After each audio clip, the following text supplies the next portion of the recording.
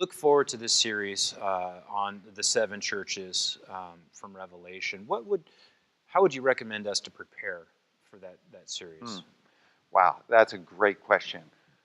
One, as we get, we'll have one more sermon about kind of an introductory thing, Hmm. talking about Jesus and the broad brush view. What do these messages look like? What's the reason for Hmm. those messages?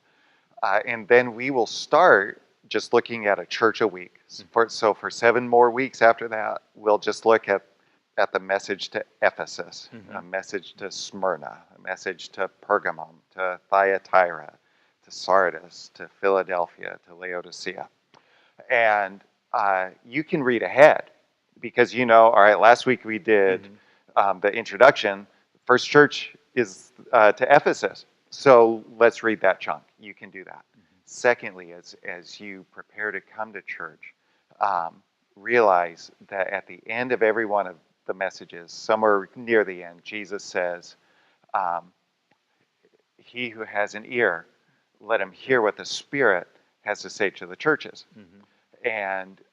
And we have to realize that as Jesus writes to those churches, he's writing to our church.